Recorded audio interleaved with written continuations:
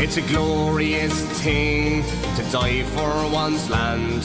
Farewell, my young family, God bless and goodbye. So farewell, my young family, to Muriel, my wife. For the love of my country, I lay down my life. Till we meet in the next life, for now it's goodbye. There was nothing in the childhood of Thomas MacDonagh to suggest he'd go down as an Irish martyr, dying for his people. He grew up as a Unionist with two Unionist parents, before converting to Irish nationalism, and years later he told his students he was once, quote, the greatest West-Britisher in Ireland. At his home in Tipperary, MacDonagh played the piano and sang, like his father. He had a mischievous sense of humour, he loved the countryside, read voraciously, and loved ghost stories. Him and his siblings were raised very well. It's no coincidence one brother became an actor and a playwright, another brother a musician, and his sister a nun. He was described as a child, quote, small, steadily built, with curly brown hair and large grey eyes, end quote, with a strong Tipperary accent. He grew up intensely Catholic, and his mother sent him to board at Rockwell College in Tipperary, where she most likely intended him to become a priest. Here, just like home, his unionism was enforced even more, as the school was uninterested in Irish nationalism. Instead, MacDonagh excelled in English and Latin, and instead of GAA, he played cricket and rugby. The same year, he wrote to the headmaster at Rockwell College, applying to be a priest, saying, having tried by every means in my power to find out what life I had been called, I realised I had the decided taste for the missionary and the religious state. He was accepted and moved into a lake house to board with the other students, and 2 years later he passed, and then stayed on as a trainee teacher, where he loved teaching English, French and Latin. He loved living the life of a hermit with his fellow Christians, studying biblical texts and writing poetry, and he told W.B. Yeats everybody there was very simple and happy enough. But the novelty of a simple life wore off quickly when at 23 years old his friend and fellow student suddenly died, which threw the intellectual MacDonagh into a wave of nihilism. He then left Rockwell College and wrote how he must take new paths. He took a break away for 6 weeks in Paris before moving back to Ireland in September 1901 to take up a job at a secondary school in Kilkenny called St. Kieran's to teach English and French. He was described here by one contemporary as, quote, small, stocky, neat, almost dapper and interested in rugby. Still, even coming to adulthood, there was no indication a West-Brit like MacDonagh would end up converting to extreme Irish nationalism. At the end of 1901, he sent his friend W.B. Yeats a collection of his poems to review, as he was thinking of publishing them out of his own money. Yeats wrote back, saying, "You've a thoughtful and imaginative mind, but you've not yet got a precise musical and personal language," and he told MacDonagh to translate a great deal from Irish. MacDonagh ignored Yeats' advice and went ahead and publishing them anyways, and dedicated them to Yeats. They were a complete failure. But MacDonagh would take his advice when it came to something else. The Gaelic League was set up by Owen MacNeill and Douglas Hyde to promote all forms of Irish culture and nationalism. In early 1902, possibly at Yeats' recommendation, MacDonagh decided to attend a Gaelic League meeting to scoff and sneer at the Irish nationalists, as he saw the Irish speakers as a great form of entertainment. But instead, this was MacDonagh's road to Damascus and completely changed his life. He fell in love with Irish Ireland right there and then, and he said himself that night was a, quote, baptism in nationalism. His whole world changed that night, and by April he was full steam ahead with Irish language lessons, collecting funds for the Gaelic League, became Kilkenny branch secretary, and even bought a kilt and a Tara brooch to show the world his new religion, Irish nationalism. He jumped in head first and said to himself, quote, the League is doing the work of a messiah, and he described the Irish language as a nation's soul. That same year, it's not surprising he yearned for the most authentic part of Ireland and took his first of many trips to the Gaeltacht, to the Aran Islands. He worked hard at language and bonded with the native Irish speakers. He was still oozing out poetry, and in April 1903 he published another set of poems called April and May, again at his own expense. But the book was another financial failure. The sales of his first 2 poetry books amounted to only 184 copies sold. His energy went right back into nationalism, and he tried to introduce Irish to the school curriculum where he was teaching, St. Kieran's, but much to his devastation, they refused. With Ireland his new religion, he refused to compromise with the unionism of St. Kieran's, and that June he left to take a new job, teaching in Fermoy in Cork, which was Gaelic to the core, and there was a Gaelic League branch just 10 miles away. It suited him down to the ground. He kept working hard at the Gaelic League and became branch secretary, treasurer and vice president, and helped organise festivals.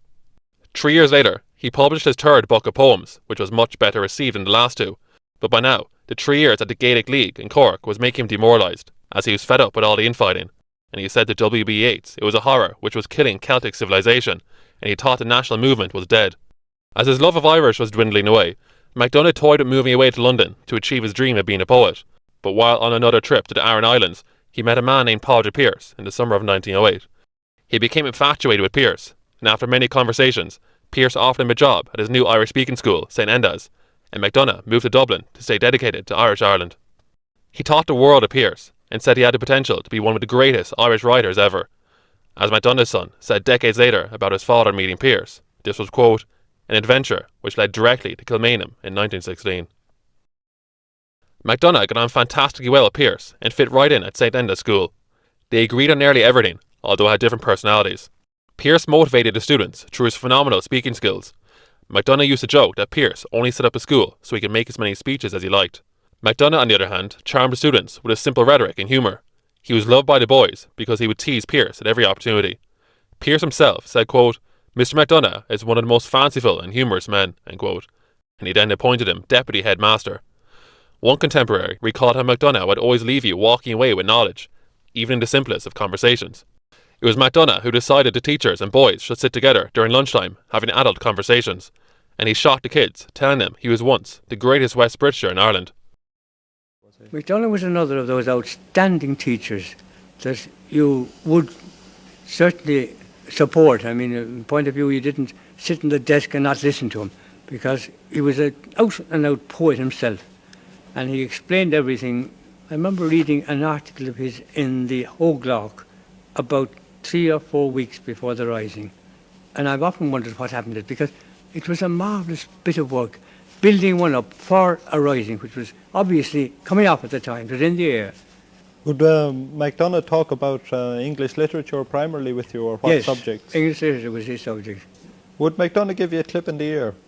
Oh, he was, of course, that side was there too. Like Pádraig Pearse and his brother Willie, MacDonagh not only loved poetry but also the theatre, and they began writing and staging plays to be held at St Enda's, from Cuchulainn to the Passion of Christ, with MacDonagh and Pearse acting as the crucified thieves. He was having a great life at St Enda's until his mother's death in November 1908, which, as he wrote to a friend, left him, quote, emotionally crushed.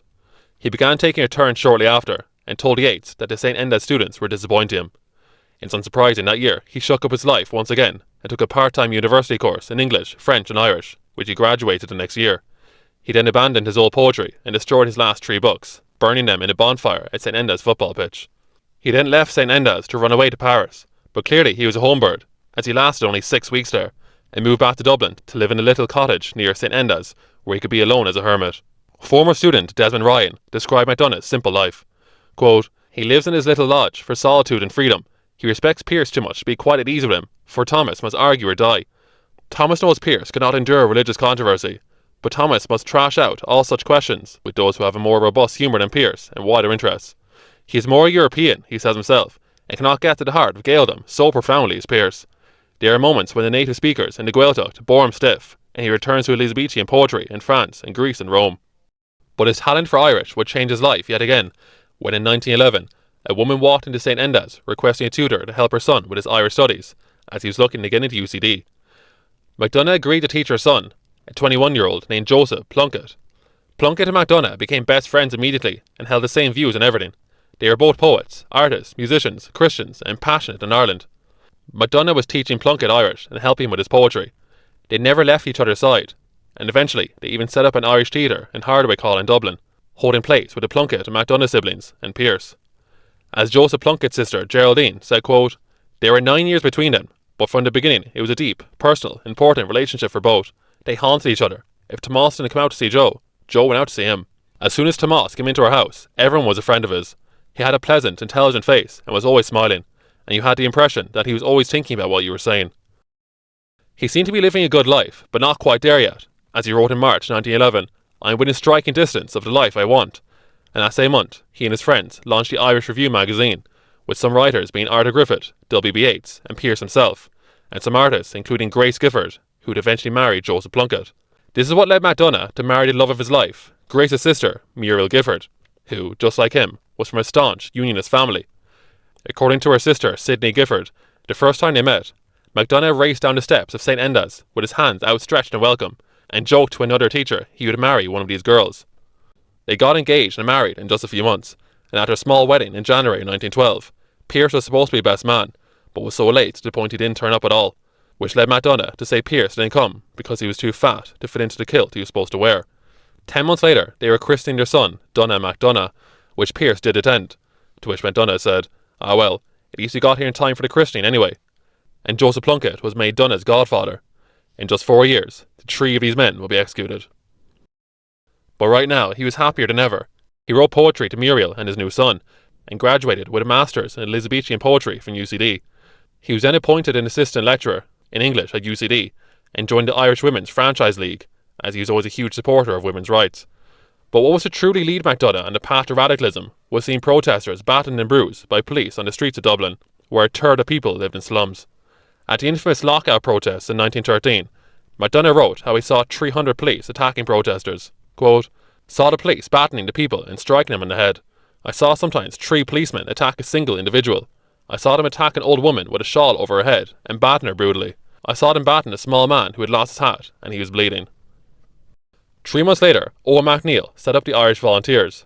MacDonagh was too sick with influenza to attend the inaugural meeting, but 5 of the 7 eventual signatories of the 1916 proclamation attended.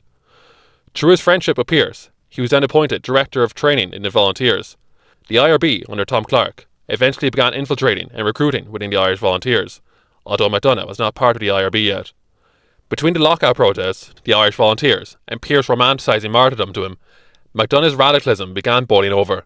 He told Padraig Cullen's wife, Mary, how he felt time was running out, a classic feeling amongst revolutionaries. He said to her, "This country will be one entire slum unless we get into action. In spite of our literary movements and Gaelic leagues, it is going down and down. There is no life or heart left in the country." MacDonagh went through rapid militarisation, which shocked his friends. He was now carrying a revolver, storing weapons at his home, and even allowed the volunteers to drill in the Irish Tutor in Hardwick Hall. In May 1915, he wrote to his old friend, Dominic Hackett, of his delight that the 40 boys he drilled would, quote, "do anything for the country at my bidding." He was now training, drilling, speaking Irish, and learning Irish history around the clock. He was obsessed with military textbooks, and according to his son Donagh, the bookshelves at home were decorated with official publications of the English War Office. He was now giving lectures on military matters, and told the volunteers that soldiers could live on a diet of nothing but onions, and he urged them to learn how to grow onions. He was a great lecturer, and spoke of the military tactics at the Battle of Thermopylae. One former student, Austin Clark, summed it up best, remembering how radical MacDonagh had become when he walked into a UCD lecture one day. Quote, "Suddenly one day, during a lecture on the Young Ireland poets, he took a large revolver from his pocket and laid it on the desk. 'Ireland can only win freedom by force,' he remarked." In April 1915, a year before the Rising, he finally joined the IRB and was now alongside his best friends Plunkett and Pearse. The next month, he was giving lectures proudly in full uniform, one lecture to women at an anti-war meeting. He and Plunkett then took part in collecting German guns from Hout, and stored them at Plunkett's property in Larkfield Manor in South Dublin. While Clark and MacDiarmid were obsessed with secrecy, MacDonagh was notoriously not so. He was the last to be co-opted to the IRB Military Council, just a couple of months before the Rising, although it's clear Plunkett was already feeding him information. He was then appointed command of the 2nd Battalion of the Dublin Brigade, with Eamon de Valera as a second in command, who Eamon Cant was sceptical of.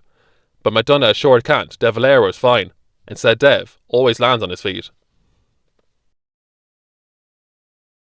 The GPO takes the iconic image of the Rising, with Pearse, Clark, MacDiarmid, Connolly and Plunkett.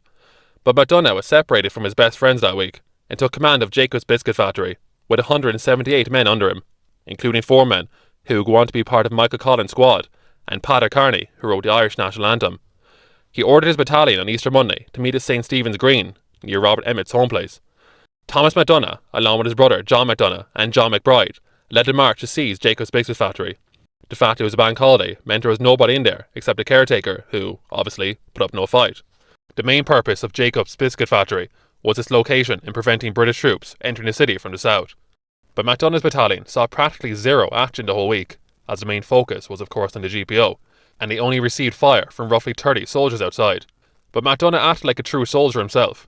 They had practically zero news of what was going on in the GPO, so MacDonagh had to inspire his men with his great speeches.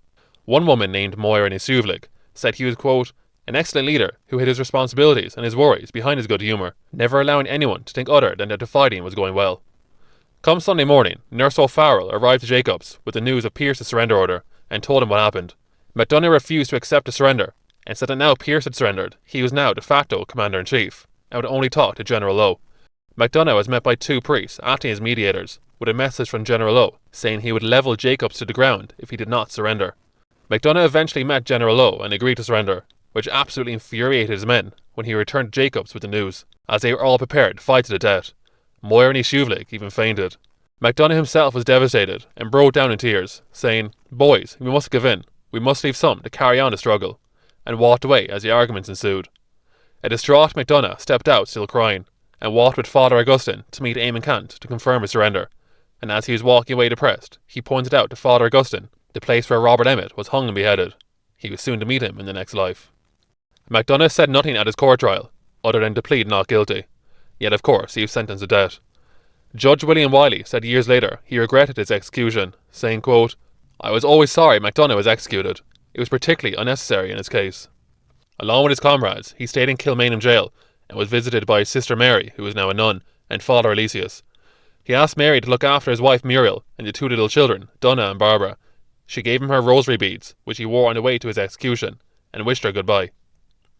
He feared his surrender might look bad, and in his final letter to Muriel, he made sure to let it be known he made no apology or appeal for his acts, and said, quote, "It is a great and glorious thing to die for Ireland," before signing off with one last goodbye to his family, saying, quote, "Goodbye, my love, till we meet again in heaven." Out of the four signatories who had wives, Muriel took it by far the worst, and went into a deep depression.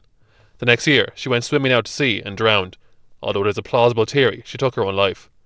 The two MacDonagh kids were orphaned before barely knowing their own parents. Donna was only 3 and Barbara only 1. What was he like? Very nice, very lovable man, and very quiet. What was he like when he was there in Jacobs? Well, did he keep your pecker up or anything? He kept your pecker up by telling us that he heard that the 59th American Regiment were on the Curragh. Of course, I think it was only to keep our pecker up that he said that. But he was very cool. When he was tired, just lay down, went to fast asleep immediately. We were all pins and needles. Would you say he was a lovable man? He was lovable, very nice, very gentle. I missed him most. When I heard the executions, I missed him most. As MacDonagh was being led out, he was stoic like a true soldier. One British officer in his official report said MacDonagh was whistling a tune as he was being led out to the wall, although history has rewritten it to be Pearse. He realised the men about to kill him were just nervous young lads, and he sympathised with them. He offered them cigarettes, and handed his silver case to Major Heathcote, joking, "I won't be needing this, would you like to have it?" As a few of the young lads directed him to stand against the wall, it's reported he reasoned with them, saying, "I know it's a lousy job, but you're just doing your duty. I don't hold this against you." MacDonagh was blindfolded at 3:30 a.m, and at 38 years old, he was the second of the 16 to be murdered, just after his former boss, Padraig Pearse, and before Tom Clark. MacDonagh had a comfortable life, unlike his best friend Joe Plunkett. He was a true Christian with his good education, brains to burn, a kind teacher to his students, and his happy wife and 2 kids. But perhaps it's best all summed up by the British officer who watched his life end. They all died well, but MacDonagh died like a prince.